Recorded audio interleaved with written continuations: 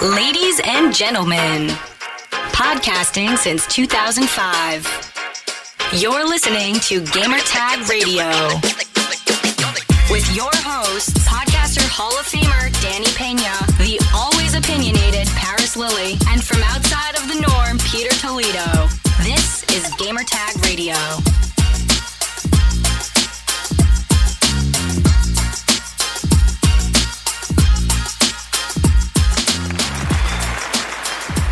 Welcome to Gamertag Radio, brand new episode here. This is Danny Pena, and also joining me for this episode is Paris Lilly. What's up, Paris? Hey, what is going on, man? It has already been an interesting week. Yes, very, very interesting, and we have more stuff coming up in the future. But we have a special guest, man, YouTuber. By the way, I'm a huge fan of his work. Kenson, what's up, man? What's up, Kevin? How's it going? What's going on, man? How's everything? Fine, good. Just kind of keeping at it. I mean, like you guys were saying, it is a busy news week right now. Yes. There's so much going on in the last, I feel like everyone just keeps dropping random stuff. Yes, man. I mean, yes. The Bloomberg thing, just about almost a week ago now, and then the Bethesda thing. I'm sure we got fun stuff to talk about. yeah, definitely, man.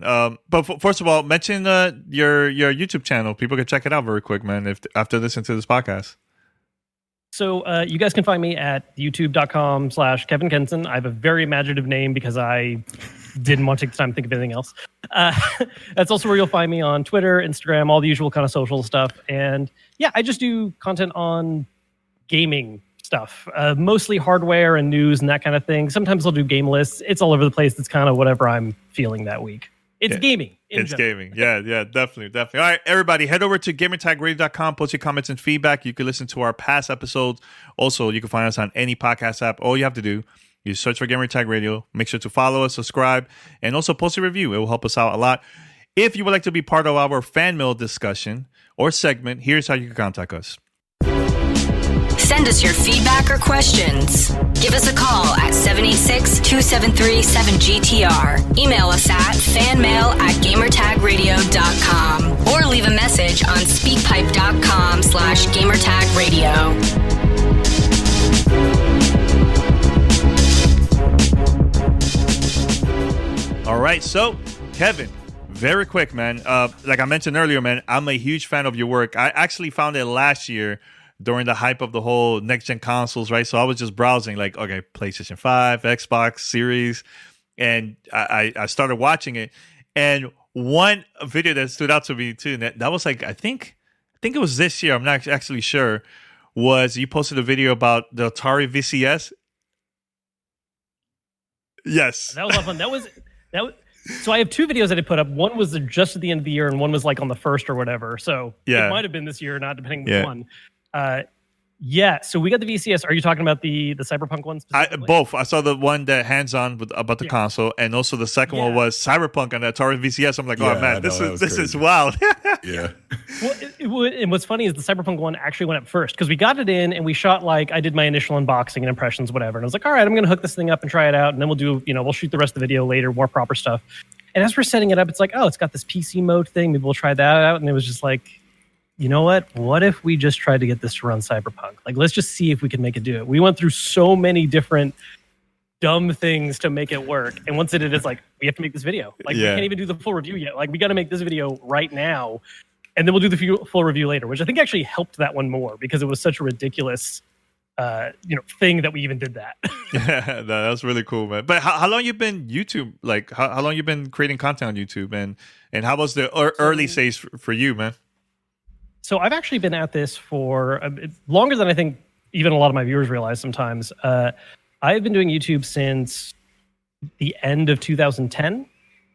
I was actually originally I don't know if you'd call me like a co-host, but I was like the secondary guy on another channel called TLD Today, which is still around, but doesn't go by that name anymore. It's Jonathan Morrison, which is a tech channel mostly focused on Apple products, phones, tech, all that good stuff. So I started there covering gaming stuff because this was the early days of YouTube, and no one really knew what any of us were doing still, right? So it's like, oh, well, tech, does that include gaming? A lot of people would ask that in the comments, and John isn't really into games. And so he asked if I wanted to be involved and do gaming stuff on there. I was like, yes, I do. So I did that very, very minimal part-time for a long time. I mean, like maybe 2 videos a month tops. And then it wasn't until 2014 that I spun off to have my own channel, which is the one I currently have. And then really it was 2017, maybe late 2016, where like we really started to take that to the next level and it became a full-time thing. And that's when the channel really saw its explosive growth. Nice. Paris, you have any questions for Kevin? Well, mine is more, you put out a video, God, now I'm trying to, this had only been a few weeks ago. I love the Nintendo, you got the Mario Nintendo and you were showing it off and then you had all the other Joy-Cons. My question to you on that is, do you have an obsession with the color red? Because you seem really excited about the color red. Red is my favorite color. Yeah. I don't know if I would call it necessarily like an obsession. Like I'm not going to do like all red everything all the time. In fact, that was one of my complaints about the system was that like I like red, but it's a lot of red. Like it could really use just something to cut it a little bit. But yeah, I really like the color red. So like the new Mario Red system, I love that. I really like the old Odyssey Joy-Cons though. That's like the really kind of deeper tone I like. But yeah, I wouldn't say that I'm necessarily, I'm not in a red car or in a red bed with red everything everywhere. But if I'm gonna get like, if I'm gonna have like my controller, I want it to be red. Yeah. No, that's awesome. I mean, what are your thoughts about Nintendo Switch, man, so far? And I know they had a direct, 2 weeks ago or so, and also the rumors of the next Nintendo Switch Pro. What are your thoughts about all of this, man? There's a lot going on. So I mean, first off, I've talked to a few people about the direct, and this is a couple weeks back now, but I was one of the people where I actually really enjoyed it, but I am very aware of the fact that I am in the minority on that. Like that was not a people pleaser presentation. I'm really big on RPGs. I love a lot of stuff from Square. So when they had, triangle strategy and here's these ports of old school PS1 RPGs that happen to be some of my favorite like cult classics, I'm all about all of that. But meanwhile, everyone else is waiting for like a Zelda trilogy or something, and we didn't get that. So I totally get why it got the reaction it did. Plus, the bar was set so much higher, right? Because that was the first real direct in a year and a half. I think someone said it was 500 days almost, to the number. So that's people went in hoping for a lot. And I think objectively, it wasn't the worst they've ever done, but it certainly wasn't the best. And so it really hit a lot of people in not a great way. Now, the Switch Pro stuff, that's a little more recent right now, kind of, because Switch Pro there's been rumors about that since I remember making videos back in 2018 when people were asking for this stuff, right? Especially because when Xbox and Sony were doing the Pro and the Xbox One X, people were immediately being like, oh, well, what if Switch did something like this? Like, what's the 0.5 Switch system? When are we going to get that? And clearly we didn't for a while. But the rumors are really strong again right now because there was a Bloomberg report on Nintendo buying a bunch of Samsung screens, specifically 720p 7-inch OLED. Which is interesting for a couple reasons. The Switch currently is already 720p, and so some people were hoping to see that resolution go up, which honestly isn't that big of a deal, in my opinion. It's not. It's not. Yeah, like, look, don't get me wrong. Like, you could probably tell the difference, especially if you hold your Switch like really close. But with that screen size, it's honestly negligible. Yeah. The bigger thing though is being OLED, because the current Switch screen is not, and the fact that it's 7 inches, which is larger. So, people have been constantly doing rumor, speculation, theory videos forever about what a Switch Pro could be.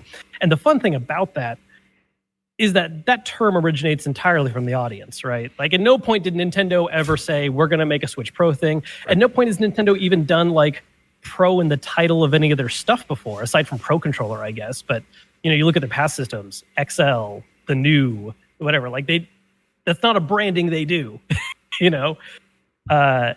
So there's always been all these wild theories and stuff about what Nintendo could do. And a lot of it is based on what people would like to see and not necessarily what Nintendo would actually do. So this is the first real sign this is the first bit of news that actually sounds like a realistic thing that is happening, which is a bigger screen size, OLED, which is, in my opinion, a much better upgrade than doing a resolution bump. And then while we don't have any hard info on this just yet, the article did reiterate a very popular rumor about it as well, that this next revision would support 4K. In what form, doesn't say. But it supposedly will support 4K in some form when docked. And, I hope it's not 4K gaming, because that's not what I need from Nintendo. I don't buy a Nintendo Switch and play their games because I have to have it in 4K. I think it would be a better use of their resources where, okay, it has 4K for something like Netflix or something like that, right? Because obviously it does support those type of apps. But when it comes to the actual games themselves, keep it at 1080p. Maybe in dock mode, we can see a frame rate upgrade for some of the games that are currently running at 30. Maybe they can run at 60 as an example. I think the thing people, and I agree with you on the calling it a Switch Pro. If anything, they're probably going to call it Switch XL. That just seems like something Nintendo would do.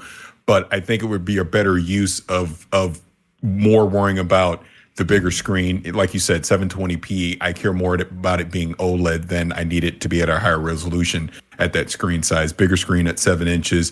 Maybe, hopefully, knock on wood, we see some upgraded Joy-Cons come with it, because I guess also part of speculation is they can obviously make the bezels thinner so the actual size of the Switch stays the same. So potentially it can have some forward and backwards compatibility with the Joy-Cons, so you can mix and match. But I would hope whatever this next version is, they're also going to at least attempt to try and upgrade the Joy-Cons in some way. Hopefully, I hope here. But overall, I care more about it in portable mode. I mean, I have 3 in my house between myself and my kids.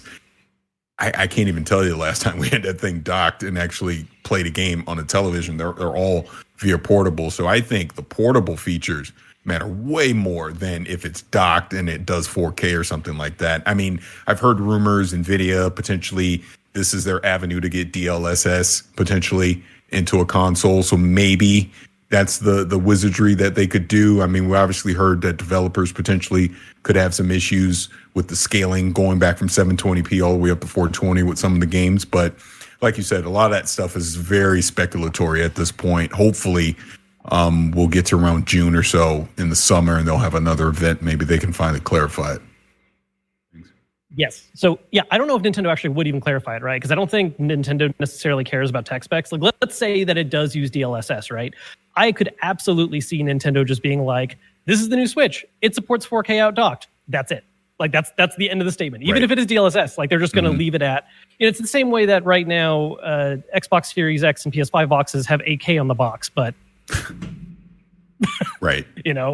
So yeah, and the deal, I completely agree on the DLSS front. Like, that is something that is definitely rooted in speculation. But if it is true that this next system, which really I view more as a revision than as a replacement or next step or whatever, that would be the way I see 4K happening. Because if you keep the same body size, even though you do free up some room by switching over to an OLED screen, I don't see them investing in making the kind of power bump necessary to do like native 4K. That's nuts, especially if you're keeping a 720p screen in handheld, right? So DLSS makes a lot of sense in terms of if you want to achieve being able to save 4K and getting an image that's absolutely going to look better, than just having a 1080p signal. But it's not necessarily that, true native 4K, whatever. Right. And honestly, for the vast majority of people, depending on your TV screen size and where you sit away from it, it's pretty much indistinguishable. Like it's so close enough that it counts. I mean, this is back when, we were having all the debates about native 4K on PS4 Pro, and turns out checkerboarding on Horizon Zero Dawn, like that used checkerboard 4K scaling, and it looked great. Looked fine. Like, yeah, no one would notice unless you like really got up on the TV and were trying to be like, I see that pixel, I see that edge right there. Like it doesn't work that way in reality, for the vast majority of people. So that kind of not to shift too far away from Nintendo if you have more comments on that, but that's also kind of my argument when I look at Xbox with the Series S. That thing gets way more play in my house than the X does in 1080p. It's not doing native 4K anything, and my kids have not once complained going, Dad, why is this in 1080p? No, they play the games on it and they like it. I think people like us at the higher end typically care about the enthusiasts. Care about those kind of specs. I think the average person, it really doesn't matter. I honestly still think 1080p is good enough in most scenarios when it comes to that stuff. So going back to what you're saying with Nintendo, that's why ultimately I think, maybe they could do it if NVIDIA's putting DLSS in there, but I don't think they're going to want to commit the power requirement for that, because another thing that I would want with the Switch Pro or Switch XL, whatever you want to call it is, I want a better battery life. I think that's the other quality of life thing that I want to see come out of whatever this is. And I do agree it's going to be more of a revision than like an actual sequel to the Switch. Just give me a better battery. Give me a bigger screen, better battery, and I'll be a happy camper. Yeah, and also why not upgrade storage? Storage is something that I think it's important too. Like I've been downloading a lot of games, especially The Witcher. I have it here, Doom Eternal, and just recently I just downloaded Apex Legends. And that's like a good 25 gigs or something like that, So yeah. Storage, I think, is another thing that I would love to see an upgrade. But one question I was going to ask to Kevin is, let's say Nintendo Switch Pro XL comes out later this year, do you think these games are going to get enhanced for that version too? Because I started playing Apex Legends last night, and it's brutal. It is rough. It doesn't look that great, and it's from a Panic button that actually worked on that game, right, to port it for the Nintendo Switch version. But I played the Doom version. I played Doom Eternal, and also The Witcher 3, and it looks good on the Switch. But for some reason, this game looks pretty bad, man. Today it's gotten a little bit better because of the service. I think it's been a lot smoother. But yesterday, nothing was popping up. Nothing was loading. It was taking forever. What'd you think? Yeah, so for Apex Legends, I haven't tried it out myself yet, but I've seen that thought a lot. I've seen a lot of people, like on Twitter, right, because it launched, last night, right? Mm-hmm. Yeah. I saw a lot of that on my timeline right away, people being like, this is rough. And I'm wondering how much of that is launch issues, like how much of that can be fixed with just the right patching and maybe just a little more QA now that it's like out in more people's hands. For Switch Pro, again, like the only thing we really know, and even that is not 100%, is the screen thing, right? That's like the only thing where we have some kind of evidence to point towards. On the performance side of things, I would not be surprised if it had some kind of, slightly more beefed up chip or a little more overclocked or something, because probably it has better cooling thanks to the screen saved, or the room saved by changing into an OLED screen. So I could see it getting some kind of slightly better chip, but I don't see it necessarily being like a enhanced mode. It's kind of like how when the Xbox One X came out, or when the Series X came out, and even though there were some games that could actually get enhancements, there were other games that weren't, designed for it, but still leveraged that extra power and were able to smooth out their frame rates a little bit and such, right? And so that's what I see happening. I don't necessarily see, Zelda Breath of the Wild 2 is getting its Switch XL enhancement patch. I mean, that is a thing that could happen, but I really think more so it's just going to be a little bit beefier of a system, and the games that need that help will get that little extra power they need. Because, aside from Apex, another recent game that stands out as a great example of this to me is Hyrule Warriors Age of Calamity. In handheld mode, that game drops frames like crazy. Like there are moments where you get down to like 10, 15 frames.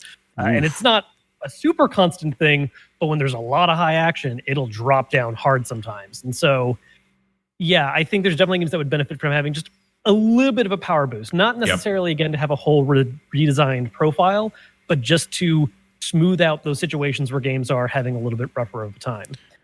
Something else you said that I do want to go back to real quick, though, because this is a big thing for me, storage. One of my big requests, and I made a video about this after once like the kind of hype of Series X and PS5 release calmed down. I did a video where it was like how I feel about my Switch after. And it's like, because a lot of people, a big question I would get all the time is like, oh, what's Nintendo going to do about Xbox and PS5? Like, is it even going to be relevant after? Which obviously it is.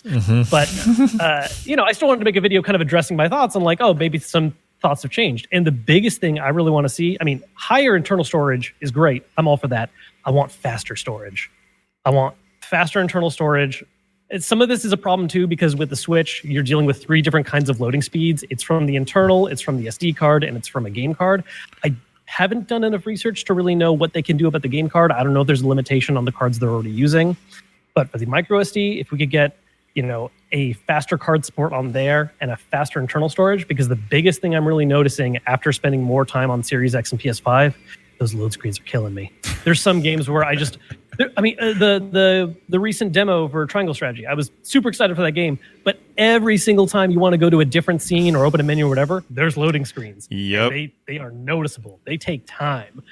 And so, along with all the other stuff that's being talked about, whether it's 4K DLSS, OLED screen. It's going to be prettier in whatever way. More than anything, I would love to see load times faster because especially now with the comparison with these modern systems, it just stands out all the stronger. And I want to shift into something else because I'm actually really curious its thoughts on this. Bethesda, obviously Xbox with this acquisition right now, pretty big deal that the deal has gone through. As of this recording, we know that they're going to have some additional information on Bethesda games coming to Game Pass. We'll obviously see that here in the next day or so. But I'm just curious overall, with now that this is official, Bethesda is a part of Xbox. Take the whole exclusivity thing out of it, unless you want to comment on that as well. But overall, what do you think this means not only for Xbox, but just the industry as a whole with this partnership happening? It's a really interesting situation right now, right? Because it's not unheard of for a company to get bought out by another company. We've seen this happen before. I mean, I think something that maybe not in the same way, but a similar kind of deal is like when Activision took over Blizzard, right? Like that was a big deal back then. This is, I don't know if unprecedented is too strong of a word for this, but the size of a company Bethesda is being bought out by another company who, again, like you mentioned, exclusives is a big talking point right now. Like we've never really seen an acquisition of this size before. I think we were in a Clubhouse or a Twitter space or whatever a couple weeks back talking about this, where Xbox has absorbed other companies before, and no one really questioned that hard what that meant for the future of them, right? Like when Ninja Theory got taken over, it's like, oh, what's going to happen with Hellblade 2? It's probably going to be an Xbox exclusive. Not the end of the world for a lot of people, but like that just makes sense. It's an Xbox company now. But with Bethesda, a company that consists of, 6 different devs, 8 different devs? It's a large number. Yeah, it's 8 studios, yeah. 8 different studios. So a company of that size that was large enough to have their own dedicated E3 press conference is now a part of the Xbox family. That's a huge acquisition. So, and the thing is, the exclusivity conversation is, I think, the obvious first step, but there's a lot more to really think about here, right? In terms of, being under Xbox, is Bethesda just going about as business as usual? Are there going to be any change of plans in terms of which properties or IPs get focused on? Is there going to be a change in the culture of how those games are being developed? I mean, one thing I was talking with someone earlier today about is that historically, Bethesda, like Bethesda Softworks, they're pretty well known for their buggy launches, right? Like it's just an accepted, It's almost a joke, right? Like seeing like when Skyrim comes out or a new Fallout game, like it's a running gag. I mean, I remember they even poked fun about how they were going to more thoroughly bug check Fallout 76. And it was still one of their buckiest launches. So, there kind of raises that question of, is there a change in the development culture? And are we going to see a different kind of release happen now that they're a part of this other larger company? And then for me, a big thing that really comes out of that too, I think Paris is going to appreciate this because I saw your post earlier about the one Bethesda game you take on an island, Fallout New Vegas. Yeah. The best Fallout game. Yeah. That wasn't Bethesda. That was Obsidian. Yep. And they haven't worked together in quite some time. And now they're both under Xbox. And so there's that very heavy, like, do you want to let Obsidian just make another Fallout? Like, is that an option? Can we do something with that IP? Because that's the thing too, right? Is do Bethesda IPs have to stay with Bethesda? How much stuff can be repurposed to other teams? I mean, we're already seeing that happen with Perfect Dark is being done by a new dev team, right? Instead of being Rare. So there's a lot of potential interesting implications here that I think the exclusivity conversation is dominating right now for an obvious reason, but there's going to be a lot more that we're going to kind of learn and figure out over the next couple of years. It's going to be really interesting. I totally agree. I think if you go back and but read that Xbox Wire that Phil Spencer put out, and, again, put the exclusivity stuff to the side for just a second, going to your question about could potentially you see an Obsidian make a Fallout New Vegas? I think so. And maybe not specifically that, but I do think those Bethesda IPs will eventually just, quote unquote, become a part of Xbox Game Studios. So whoever the best fit is from a studio standpoint to make a game for that IP will do it. Because if you go back to what Phil Spencer was saying and Pete Hines said, if you read what he said on Bethesda, this is just step one. So I think what we're going to see here in the short term is Bethesda is going to continue to go about their daily business as they always have. And as time goes on, you're going to start to see the two merge together and you're going to see more collaboration. But the one thing that I've said about this that excites me the most is this takes the burden off of Bethesda, the corporation. They don't have to worry about all the financial nonsense. They don't have to worry about release windows and all that. That's Xbox's problem. Now, those 8 studios get to just be innovative and creative and make the best games they can. And the best part of all this is with Xbox's financial backing and support across their multitude of studios, the QA. Like you said, the running joke with Bethesda has always been their QA. That now can go away because not only will they won't feel the need to rush a game to market, they'll also have a better QA team at the same time. So you're gonna see more polished Bethesda games come at launch. And like I said, as gamers, we're the ones that win with all this kind of stuff. No matter which platform these games eventually show up on, I mean, we'll see. But I think the actual games and the talent of those studios is what excites me. And you see this vision that Xbox has been promoting, because the one thing that Phil Spencer has been saying is they want to let these studios be themselves. Like you see Tim Schafer over at Double Fine has talked about this with Psychonauts 2. That's been one of the pleasant surprises he's seen that he's become a part of Xbox is Double Fine just gets to be Double Fine. They just get to make the best Psychonauts 2 they possibly can make, and they don't have to worry about all the other BS, right? And that's what I'm hoping to see. I hope Todd Howard and all those guys get to just hunker down, make the best Starfield they want, the best Elder Scrolls. Machine Games makes the best Wolfensteins, and Indiana Jones, id can make the best Doom and Quake and on down the list. You know what I mean? Arcane Studios comes back with Dishonored. Obviously, they're doing Deathloop. They don't have to worry about all the other nonsense now. So that's more than anything what I'm hopeful to see happen here over the next few years. Yeah, absolutely. And that's the other thing too, right, is that wording in the next few years. I'm really curious to see how long it takes for us to start seeing some of these titles as part of this deal come up, right? Because we're just finishing up a number of releases. Deathloop's about to come out. I love the timing of that this whole merger's happening, and then we're getting a at least timed exclusive as far as where we're right now, right? PS5 game from Bethesda. Yeah. But yeah, that's the other thing I'm really curious about, right? Is I think a lot of people are kind of hoping that we're going to get some kind of massive reveal press conference, which is going to be like Starfield 2021 holiday. And it's like, that's probably not happening. But yeah, I don't think I am curious what that timeline actually looks like, right? And I'm sure they're not going to divulge any of that for a while, at least giving numbers. They'll probably do general announcements of what's going to get worked on. But I'm very curious what that real timeline is as far as, are they going to try and start rolling out parts of this partnership by 2022? I'm sure there's stuff that Bethesda was already actively in the process of working on. Yep. But going back to what you were saying about, having that additional QA and, maybe more opportunity to take time and do what they want, maybe that original window for whatever title is now a lot further ahead than it was going to be. Because maybe they had a certain date in mind, but as part of this whole process of getting absorbed and maybe even changing of staff a little bit somewhere, maybe that date changes. No, and I don't think anybody does. I don't think anybody. None of us know what's really going to happen. We're all just speculating. But I think you did touch on one thing, and I'm sorry, Danny, I'll let you jump in here real quick. It's all good. But I do think you touched on one good thing about this from an overall Xbox Game Studio standpoint. I think by adding in these additional studios, just the overall now they're up to 23 studios, and it's still going to take some time before they get the cadence going, but you potentially could see just this regular cadence of games starting to come out of Xbox, right?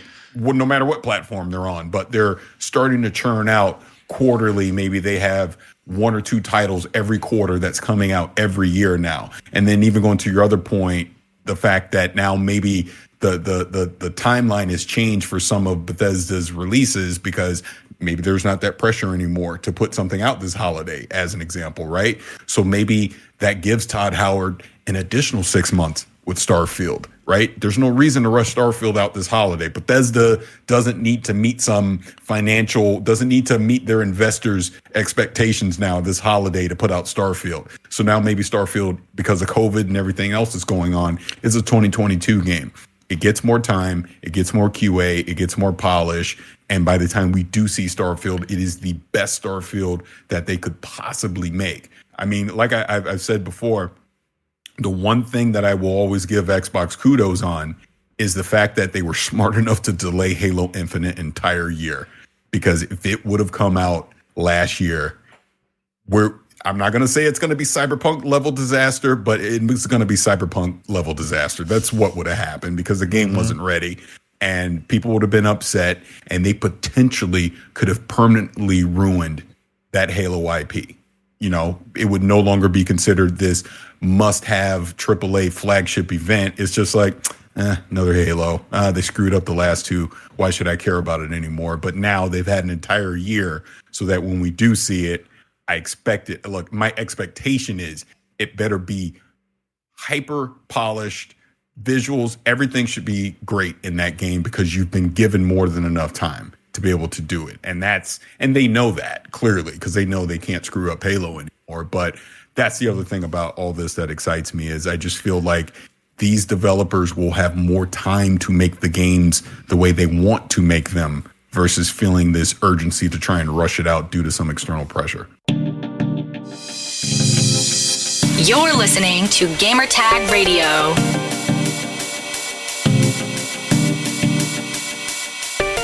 We're going to continue with the show, but first, let's talk about our sponsor.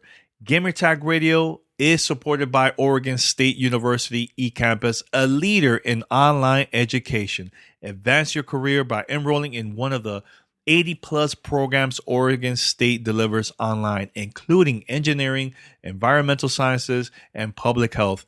Also, GTR, you already know I've been publicly talking about this multiple times, not only on the show, but also at conferences. You need to, if you want to be a content creator, you need to learn the best ways on how to create content digitally. Doesn't matter if it's video or even through podcasting.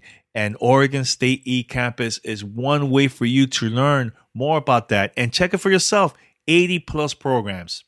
Oregon State Ecampus blends 21st century innovation with over 150 years of institutional excellence, increasing your access to a life-changing education.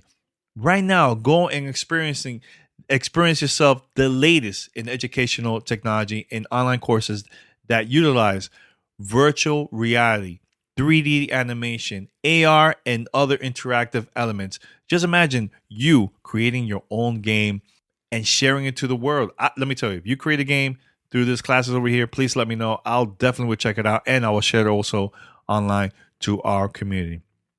Plus, see for yourself why Oregon State Ecampus is consistently ranked in the nation's top 10 by U.S. News and World Report. So visit right now, ecampus.oregonstate.edu/GTR to find that program that fits you best. One more time, GTR, ecampus.oregonstate.edu/GTR. This is Gamertag Radio. Voicemail at 786-2737-GTR.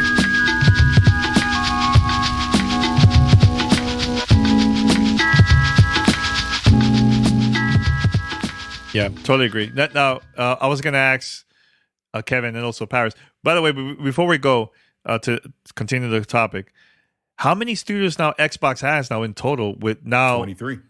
23 plus Bethesda or just 23 in total? 23 total with Bethesda. Yeah. With Bethesda, okay. Bethesda counting is 8, right? Yep. Yeah. Yeah.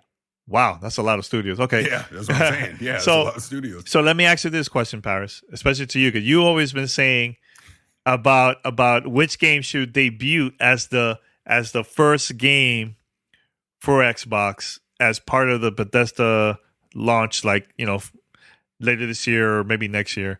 What game should it be? The first game comes out with Bethesda now, part of the Xbox Studios family. Well, I think it's going to be Wolfenstein 3 because I just think the timeline matches up that Wolfenstein 3 is probably next on deck for them. I mean, obviously Deathloop and Ghostwire Tokyo, we know those are PS5 games. I think it's going to be Wolfenstein 3. Clearly, a lot of people seem to think that Starfield is coming this year. Just like I said, I think with COVID, I don't think it's going to make it this year. And why rush it if you don't have to? Mm-hmm. So I would say Wolfenstein 3. If not Wolfenstein, it's probably Starfield. Okay. And you, Kevin, which game you think will be the perfect one for Xbox? I mean, in terms of perfect, I mean, I think Starfield is the answer as far as the one that would be the biggest splash. Yeah. Whether or not it would be ready in time is an entirely different question. But if if the stars aligned perfectly and the game is ready, Starfield's the best way to do it, right? Because it's a new IP. So it's kind of dodging the situation of like what happens to pre-existing ones as far as that whole exclusivity talk goes. But not only that, but it's definitely a game that I think it's one of those games that gets the imagination working a lot, right? Because if there's anything Bethesda, the actual developer, is known for, it's their open world exploration games. And taking that to a new setting with sci-fi, that's a really exciting prospect, you know? And so I think if that were somehow ready for either late this year or like mid next year, that would absolutely be the best way to kick off this partnership. I mean, that's just that'd be a huge deal, I think. I agree with Paris. I don't think that's what's going to happen because I think a game like that needs its time. And so in the time it takes for that to happen, there's probably going to be other projects that are more ready to go. But in terms of like a perfect world scenario, that's how you kick this off, right? Yeah. No, I agree. And you know what? I would love to see a cross game thing, like let's say Doom X Halo have both characters. You know, like I think that would be awesome to see more of that in the future with all the studios. I think there's potential, so much potential seeing that. I have been on that note. Right there, you go. Yes, I've been on this huge kick of just what. Like, I want to see these other companies leverage that, right? And so I think PlayStation's in a better position now with more IPs to try that again. And I think Microsoft, post this acquisition, I mean, I don't know if it's necessarily like a fighting game or a party game like Smash Brothers, but I mean, you imagine, I don't know, some kind of arena-style shooter that has Master Chief, Doom Guy, main characters from Dishonored, Cuphead is something ridiculous where it's just a huge cartoon and Cup Guy. I don't know, just like putting all these different IPs together that they have now. And they kind of already lightly experimented with this with, what is it?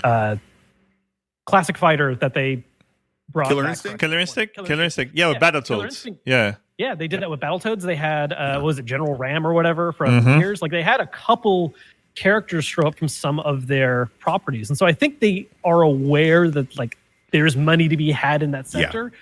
And now that they have all these additional IPs under their belt, I think there's some very interesting things they could potentially do with that. Because Nintendo's making dumb money with Super Smash Brothers all the way of like combining their IPs. And there's not really a great reason why the other companies can't do that. I mean, there is in the sense of how many IPs Nintendo has to work with.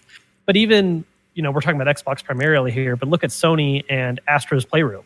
Like the number of properties that game paid homage to, because what I loved about that is it wasn't just Sony properties, right? It was properties from other companies that have a strong Sony association. Yep. That's a big, huge history. And if they ironed out those contracts where I got this awesome crossover game that had my favorite Square, Capcom, Konami, Sony characters from the PS1, PS2, and all the way to now with the PS5, that's a great roster. Oh, hell yeah. There's a lot of potential there. Absolutely. Yeah, I'm surprised that people are not actually talking about this. Like, I can see the potential of, like, in the future of Xbox doing that. It could be a fighting game or it could be a shooter like Fortnite. There's so much potential with that, man. And I wish people could also focus on that instead of, like, exclusive or not. Like, come on, man. That's super. I know PlayStation tried to do that with All-Stars. It wasn't that. It was okay. But yeah, Nintendo's been master with that so far. Pros for sure. So you bring up a point because we've been talking obviously primarily Xbox here. What are you anticipating? What are you looking forward to the rest of the year? What's on your radar? Well, the rest of the year I think is a loaded question right now. Yeah, boy, COVID times. Yeah, I don't know what I'm very big on. I try to keep my expectations and hopes in check. Like I have them, obviously, but I try not to like lose myself in them too much because I've been burned way too many times. Growing up looking at press conferences and then being like, the game wasn't really like that, and I still enjoy the game. But like I've kind of learned to really temper myself on that, so I try not to lose myself too much in it. But I mean, assuming they come out this year or at least are in the next whatever year and a half, 2-year window. I'm really looking forward to any kind of confirmation of what Nintendo's doing with Breath of the Wild 2. God of War Ragnarok is a huge one for me. That one's really interesting to me because I never really fully got into the original God of War trilogy. I played them, but I was like, yeah, these are fun. And I think part of the reason why is because I grew up really loving Devil May Cry, so I had this unfair comparison in my head of like, this is good, but I mean, Devil May Cry, like 3 is up here. Yeah. Anyways. But I loved God of War on PS4, and so I'm very, very excited to see what happens with Ragnarok. I feel like it's a kind of cliche answer a little bit because that is like, if there's any one big IP where it's like, oh, this could be the mascot, like it's Kratos. Oh yeah. So I am very excited for that. Weirder kind of side ones, I guess. I am really, really, really excited for Triangle Strategy, which was revealed at that last Nintendo Direct, because that's a game that appeals to a very specific kind of game that I've been wanting to have a new one of for so long. I'm a huge fan of Final Fantasy Tactics and Tactics Ogre, which was made by the same devs under a different name. And we haven't really, the last time we got a new one of those was, I think, 2010, 2011 with a PSP remake of an SNES game. So seeing a new game in that style from at least Square, who has some of those same devs, that's like, I have been waiting for this particular thing to show up again. So I'm really hyped about that. Aside from that, and then I guess while we're on the subject of Square, Final Fantasy 16, I want more info on that. I'm a big RPG guy, so that's ultimately where a lot of my votes are going. Yeah, same here. You know, one of my favorite RPG games is, the States call it Final Fantasy 3, but it's a 6 in Japan, right? For the Super Nintendo. Yeah, that's my all-time favorite RPG, that one. Yeah. I love that one. Now, for during the 360 days, Lost Odyssey was a really good one, man. I love that, and I want a new Lost Odyssey game. You know, I'm really curious what the behind the scenes of like that whole situation is with Mistwalker, because they did a bunch of stuff with Xbox during that 360 era. That was like their RPG company to go to, right? Because they did Lost Odyssey, they did Blue Dragon, and Mistwalker eventually kind of went the route of mobile games. In fact, they just unveiled their most recent game that's coming out. I think it's even like an Apple Arcade title. It's this crazy looking mobile RPG that uses actual dioramas as the back art. It's really cool looking if you haven't seen it yet. I can't remember the name off the top of my head right now. And I'm curious if there's been any kind of communication between them of whether or not Xbox wanted to work with Mistwalker more or what, because I think this is a conversation we've all had a couple times in the past is, what is Xbox's next move as far as trying to court the Japanese audience more, right? Yep. So I was going to ask that because we've been having that conversation. Even Paris brought it up when we were interviewed Phil Spencer, their plans for the Japanese market. Like, you know, are they planning to get more studios, acquire studios over there, or what? And my question to you, Kevin, because I've been having this discussion with Paris for months now, which studio do you think Xbox should acquire next that, let's say, is in Japan for you as a fan of like RPG? Yeah. Or even non-RPG too. Because this is also a question of like should versus realistic, right? I meant to say I was in that room where you guys were talking about the Konami theory. Well, Paris's Konami theory. And I wanted to raise my hand. I was like, I'm busy. I'm multitasking. I can't do it right now. But I've been waiting for us to talk about this. I feel like this has been the very popular one, but it is one that I think does make a lot of sense for a lot of reasons. While I don't think this is realistic, Sega is one that I think makes a lot of sense in an interesting way, primarily because there's that history. You know, we already see more recently that they're working together a little more closely with finally bringing a lot of series like Yakuza over to Xbox. But even before then, in a lot of ways, the original Xbox was kind of a successor to Dreamcast. You know, there was that period of time with the original Xbox where Sega was pumping out exclusive titles for them, or at least games that were running better, looking better, and had exclusive content on it. Whether that was, you know, Jet Set Radio games or, just lots of titles under the belt that were being done with Xbox back then. And so I think there is a certain, I guess, sense of tradition or something where I think that can make a lot of sense. I feel like Sega's it's hard to say that Sega's too big when they just bought Bethesda of all companies, but Sega has a lot of properties that would make that an insane acquisition, right? Because it's not just Sega, it's Sega and Atlas. You're getting the Persona games. Ooh, I forgot about that too. Exactly, right? Like, there's a lot of stuff under that. Like Atlas is one of the biggest RPG manufacturers outside of, you know, Square and some of the other kind of larger companies. And so getting that as part of Sega plus Yakuza, Sonic the Hedgehog and all that kind of stuff, that would be huge. Oh my God. I don't know if that actually happened. Yeah. See, Kevin, we're on the same page, Kevin. We're on the same page. I do like the dream of the Konami option. You know, I have to jump in for a second, Danny. So he can sit here and bring up acquiring Sega. Yes. Sega. Yes. With Atlas, all those IPs, Persona, and all that. You're like, yep, I'm with you. I go Konami. Yeah. I poo-poo that. Nah. Wow. Unbelievable. It is Unbelievable. You know, I see what's going on here. I think we've just all lost faith in Konami actually doing something. That's what it is. I would love. But going down that rabbit hole, again, clearly, I'm not saying this is happening. This is all for fun. Yeah, it's the same with Sega for me. Yeah, but that's kind of my point of why I feel like Konami's ripe for the picking. They're not doing anything with these IPs. What are they doing? You have some IPs that if you put them in the right people's hands, they could do something with them. I would love to see Castlevania come back. Obviously, everything with Metal Gear. I mean, then you have Contra. You even have their soccer series. God, I forget the name of it, but you know what I'm saying. Mm-hmm. They have IPs that could be used, and it ain't going to cost them $7.5 billion to get them. That's all I'm saying. That's it. That's all I'm saying. How would you love, you flip on Game Pass, there's every Castlevania game ever made, there's every Metal Gear game ever made, just play it right away. And oh, by the way, there's Kojima over there making Metal Gear 6. See, it could happen. That's all I'm saying. It's not crazy. Okay, so this is getting. I don't like the way Danny looks at me. It hurts my feelings. I got this. This is getting into dangerous territory for me because one note you're hitting a lot. Like, I'm all for Castlevania coming back. I'm all for to get a little more esoteric, Suikoden, which was like their RPG series. I would love to see that come back. I am 100% A-okay with Metal Gear staying in the ground. I think it's done.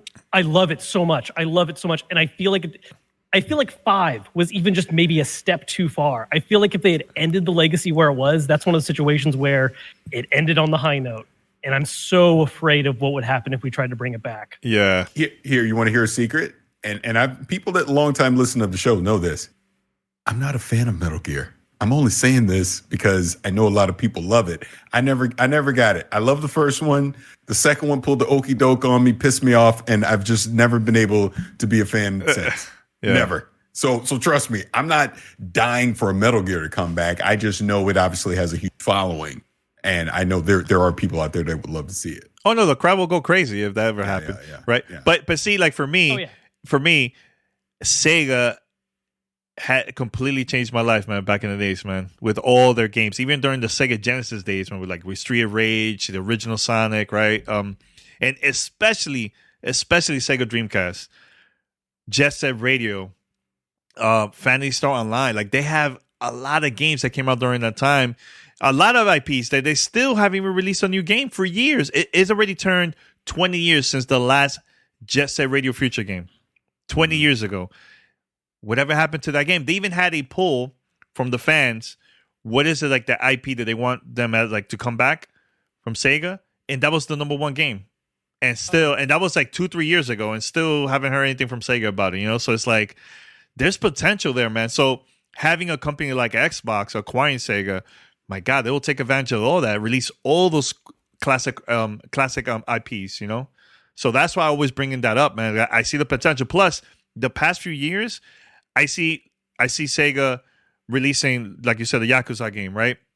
Phantasy Star Online 2 as an exclusive, time exclusive, right? And I think the new one, New Genesis, is also going to be an exclusive for Xbox, time exclusive again.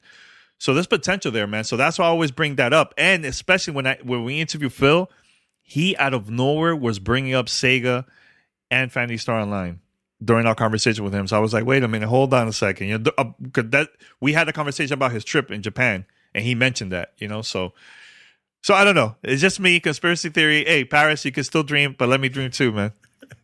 That's all.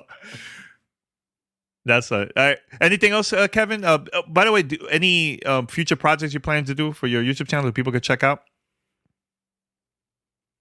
Things that I'm working on right now. Actually, the one I'll shout out because it's relevant to what we were talking about earlier. Mm-hmm. On the whole note about crossover game stuff, this is one of those videos where I don't think it's going to do great, but I want to do it anyways because it's fun. Mm-hmm. I am going to do a video where I'm going to talk about, like, if Sony wanted to try PlayStation All-Stars again, like what that roster could be like, right? Like, what's that dream roster? Like, what, not only the new IPs they have, but if they made the right deals with, again, Capcom, Konami, all those guys, just to be able to borrow the right characters.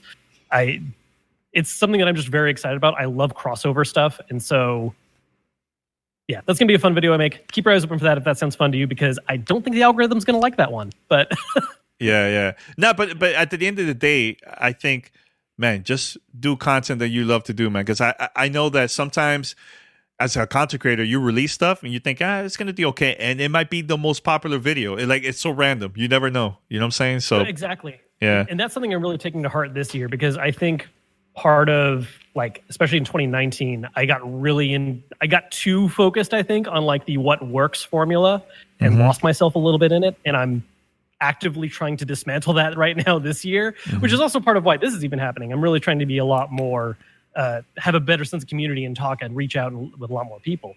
But yeah, like I'm exactly want to go in that direction. A great example of this was I did a random video, it's probably about a month and a half ago now, where I was just talking about how I wanted Sony to try the Vita again. I thought that was going to die, and it did really well. That wasn't like a million view video or something, but it did a lot better than I anticipated. Yeah. And a lot of people kind of came out of the woodwork to be like, yes, I want that too. And like I saw way more people share and talk about it. I'm like, all right, yeah, I should probably go with what I want to see more. And that's dope. Seeing like your viewers, your community just engaging and sharing that content, like, oh my God, this is a great conversation.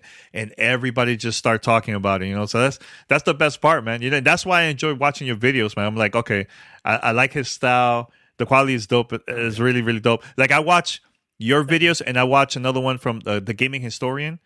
He is really dope too, man. Like he will put stuff that nobody was even thinking about. I'm like, oh man, this is so awesome, So yeah. I have a terrible story about me and Gaming Historian. Not a bad thing about him. So I went to a con not too long before. This was March of 2019. It was in SoCal. And this is my first, I don't really go to cons and stuff. I've always been very kind of like, I stick to myself. Again, something I'm trying to change right now. Yeah. But I went and I met a bunch of other content creators that were there. And repeatedly I was getting that kind of, oh, I know who you are and you know who I am. There's that mutual like, oh, you're the guy that does this. Cool. And there'd be a lot of great conversation. Yeah. No offense to any of the other creators there. Gaming Historian was the one guy I was actually very excited to meet. Like that's the person that I was like fanboying out about getting to meet, right? Yeah. And so I just met all these other guys back to back. There's all this mutual recognition. I go up to his booth and I'm like, hey man, what's going on? Looks up at me, nothing. I don't have a grudge of anything, but it's just like I'm riding this high and then I just have this awkward moment of like, you don't know who I am. Yeah. Hi, I really like your stuff. And like, I'm already I'm a introverted, kind of anxious person to begin with. So, I kind of finally came out of my shell with all those other guys and I go over there and it's like, oh, nope, right back in. Yeah. It was hilarious to see it happen. I have a funny story on that one. And Danny, you're with me. So this was, I guess it was 2018 up in there somewhere. Mm-hmm. We went to a Call of Duty event out here in LA. I think it was Black Ops or something. Doesn't matter. But we go to this Call of Duty event and we see Greg Miller. And actually this ties into Khalif and all the jokes we do, right? And I wanted to take a picture with Greg Miller to send a funny tweet to Khalif, like we're both like saying something dumb to him. It's like a thumbs down picture or something, right? Yeah. And I was so intimidated to want to actually walk up to him and say anything. And I'm pretty sure it was Danny that finally pushed me to go do it. Yeah. We had never interacted before or anything. So I was so intimidated, so introverted by it. But we take that picture and we do that, right? And he was as nice as he could be. Just Jeff Gershman was there too. Very nice. That picture actually floats around now. But that picture in that moment, he didn't know me from Adam and all that. And I was so super excited. But that moment made the connection with me and him that we obviously have now. I mean, hell, I do stuff on Kind of Funny now, but your point of being introverted and not sticking to yourself, I have long been that way too, and it's taking me so late in life to finally like break out of that shell and just realize that, again, I owe Danny this, Bonnie Ross, to realize that they're just people just like us, whether they know us or not or whatever. Most people are going to be nice, just as friendly as they can be. And you never know if you don't approach that person and at least introduce yourself where it could lead. So I don't know. I just wanted to say that. No, and I agree. And I agree. Yeah. And I even, there's a similar story like this when Paris contacted me through email. Like I I didn't reply to him for a while because I was on vacation. So they thought probably at first, oh man, Danny is he's just mean. He doesn't reply to me, But look, years later, we'll stay here working, doing stuff together, And that's the thing, Kevin. I think by you starting to do this, also I know I've been noticing you trying out Twitter Spaces and Clubhouse, and that's gonna help you grow even more as a person, because now you start talking to more people and other people that have never seen your content online. They're probably going to learn about you through those different ways of like talking to others on social media and everything. It's going to help you at the end of the day, man. So yeah. And that's like I feel like I've had a lot of growth this year because of that. Being able to talk to different perspectives, and I mean, really, not something we have to get in the weeds about right now, but even something that I was talking with a lot of people recently that I've met through Clubhouse and Spaces and all that kind of stuff.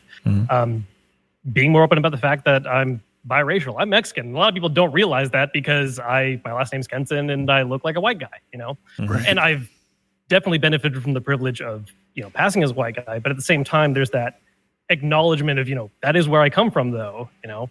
The story that really kind of got me wanting to talk about it more was actually my fiance has started streaming, and she got this fan who he interacted with her a little bit, and he was having fun watching the stream, and I don't remember what caused it to happen, but he brought up something like, "Oh, I hope you don't hate me because I'm from Mexico." He had this idea that every white person in the United States just hates Mexicans. Oh wow. Yeah. And so she was like, "No, why would I hate you? I mean, Kevin, you follow his stuff. He's half." And the guy was like, "Wait, really?" And hearing that, and this fan actually being overjoyed at the sound of the fact that that is who I am. It just kind of opened up that door in my brain a little bit of a while of I didn't talk about it a lot before because again, Kevin Kenson and I pass really easy, but it's still important to have that conversation out there, right? And these are all the learning things that are happening from these interactions that I'm really, it's been a good year. That's good. That's good, Kevin. And I hope this is also inspire you to come up with new ideas, new content that you could work on for you, and I think it's going to be awesome, man, overall, man. I can't wait to see what we plan to do in the future, man. So this is awesome. Keep it up. Absolutely. Keep it up, man. Yeah. All right, Paris, anything else before we wrap it up, man? Anything else you want to mention to Kevin? I guess the last thing, again, thank you for coming on. Thank you for providing your insight on here. And I'm so glad that something like Clubhouse allowed us to interact and, kind of get to know each other a little bit better, which would led all to this. And again, it's another great tool to be able to meet people and socialize. So, again, thank you for coming on. Really appreciate it. Yeah, definitely, man. Thanks a lot. And hey, I'm in LA too. I just moved here a couple months ago, so hopefully in the future we can meet up once we all vaccine and we're safe. I still haven't. What Paris? No, you gotta visit. You gotta visit me too, Paris. What the heck? I have visited. I know just once, and I haven't since. I'll let you do the math. It's all good. It's all good. Kevin, you want to mention your YouTube channel where people could find you and follow you on social media? Everything is under just my name, Kevin Kenson. You can find me there on YouTube, Twitter, Instagram. Those are all the main areas I'm really active. Twitter's where I'm the most active as far as talking to people. So if you ever want to reach out to me, ask questions or whatever, that's the best place to do it. Otherwise, video content all on YouTube. I shy away from that comment section because it scares me deeply. But, yeah. Oh yeah.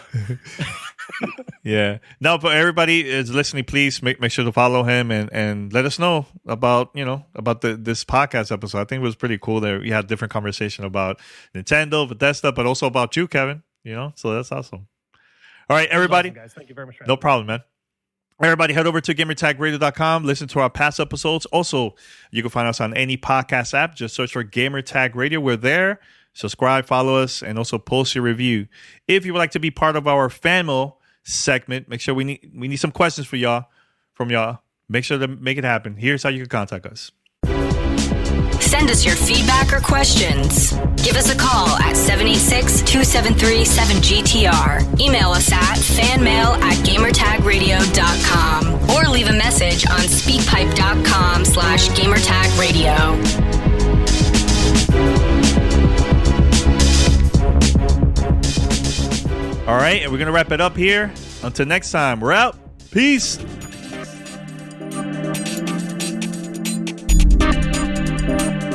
Thanks for listening to Gamertag Radio. Be sure to like us on Facebook and follow us on Twitter.